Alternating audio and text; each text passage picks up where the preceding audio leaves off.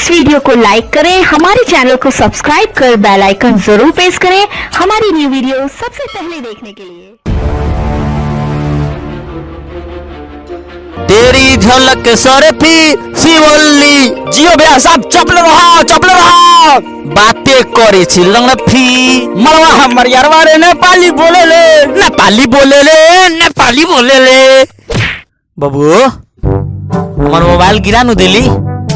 तेही रोमांटिक वाला गाना कोइली नहीं तोरे देह से धाका लागल बा उठाओ जल्दी हमर मोबाइल पुष्पा रात झुके गाना साला ना झुक बे अबे जातन भैया के बुला के लेके आवे तार भैया में लाड़ू खाई जा बुला के ले आवो। अच्छा ठीक बा अबे जातन बुला के ले आवे भैया हो ए भैया अरे हने साला मोबाइल गिरा देला बा हो कौन रे साला कौन गिरैले मोबाइल रे बता तो तेजी में होया साला गिरैले बा ये गिरैले का धक्का से का रे साला तोर गांड में इतना गर्मी हो गल बा एते हमरा भाई के धक्का मार के मोबाइल गिरा दे तरी। हां हम लाड़ से मार के गिरनी हां कच्ची उखाड़ लेबो। अच्छा ठीक बा लाड़ से मार के गिराओ चाहे गांड से मार के गिराओ लेकिन साला तोरा भरपाई करे के पड़ी। एगो झरड़ के झाड़ देना ना करम तू भरपाई के बात करत रह जा चच्ची उखाड़ के उखाड़ जा निकाल बस साला के मार के पटवा दी तो ए भैया छोड़ दे एकरा घर के ने बहुत खूनकार हवसो सुनो ना एकरा बाइन तो रंगदारी बतिया तर जान बुला के लिया का खेड़वा भैया के जाना खेड़वा भैया के बुला के लिया चाहे पेड़वा भैया के यहाँ तो डांड दे ही के पड़ी डांड यहाँ एगो लाड़ा ना दे देखो यहाँ अबे मार ठोकी मार अरे भइयो ई त मार करे पे उतर गई रे अब केंग होई साले से केहू तिया डांड हगा ये ले आई। हां भइयो हां 10,000 के बानू तो 15,000 कहलाई ना 13,000 में फिक्स बा। हां ठीक बा रे भइयो की छोड़ देवला रे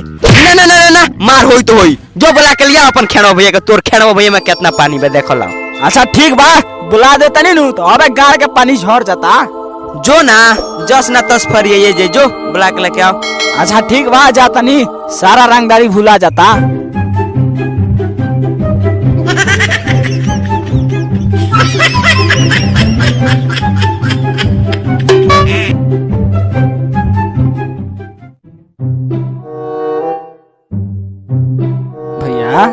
भैया मार ठोके वाला बा कहाँ रे कहाँ माल ठोके वाला बा माल ना मार ठोके वाला बा मार मौगा वाला बबुओ कथी में धरा के दिए रे सुनो ना और सुखला के मोबाइल गिरा देनी तू अपना भैया भूखला बोला के खूब दब दिए लसन और कहत लसन जे मार करली मार तो ऐसे कहनी जा तनी अपन खेड़वा भैया के बोला के लिया खेड़वा भैया के। अच्छा ठीक कर लिया बाबू वैसे पेड़ा खा के देह बनेले बा चल हुक के ओकनी के ढाला निकाल दिया। रुको भैया एगो भालवा में से ले ली। हां ले ठीक बा भैया लेके आ तनी रुको।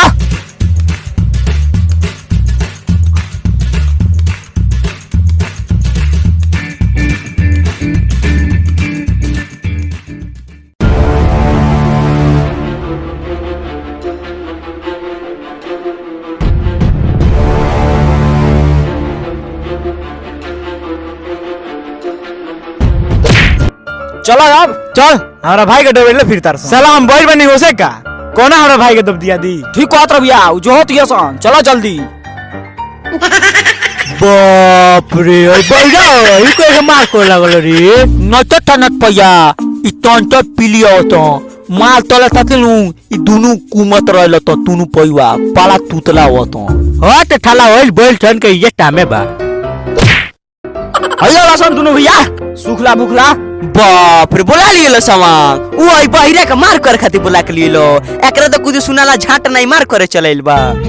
बबुओ गाड़ी दे का रे साला गाड़ी का रे भला से बाप रे बाहिरे भाला भाजत घस लागल बा निकाली का फारसा लिया तेरे फारसा इस साले के बताइए दी हमें अबरा रुको भैया लिया होता नहीं रुक जा लिया तेजी में तो लो भैया लिया देनी ऊपर साफ चूतर पर आधा पाला काट के गिरा दो नीचे हट ना ते पहले हट ना है ना साले को बताइए दी हट साला गादी का रे गाथा भैया गाथा हट साला के काट दी काटा भैया काटा साला का सांप आधा उधिया दो के बाद छोड़ा के नहीं खा कई मन में भुनरा दर्शन रे गाड़ी दर्शन का ना भैया साला काटे मारे को दर्शन अब के सुनाइल बारे बबू कौन जो मारी साले के जे के बेर में मुंगा दी आनिए ना काट के गिरा दो कि साले मर जा ठीक कहत रे हट साले के के बेर में उतार दी कथी में गाथी रे साले नटी पे पुगा दी अयो है सब कांची रे गाड़ लगा के साला नटी तोर पुगा दो। भैया हो बड़ा एडवांस बोलता हूँ छोटका लावंडवा एकरा के ऐसन मारो नु साले के हगा दो सा पॉइंट में हट के साले के काट दी हट। अयो रे हो देख कितना खतरनाक बात बोलता। हट चले गादी हट चले गादी। बबुआ तोर भैया हमर भैया के गांठ नु देलक अब तेज से हमर भैया के डांट देबे साले आ तार भैया नहीं के कटले हमर भैया के तारा मुआय माज मुआय हम। अच्छा सुन सुन सुन सुन तोर भैया हमर भैया गोतले बा हमार भैया तोर भैया कोटले बा पाट बराबर खेल खत्म चल आज से हम तू मिल के रहलै का वो बड़ा हरामी रहल चल।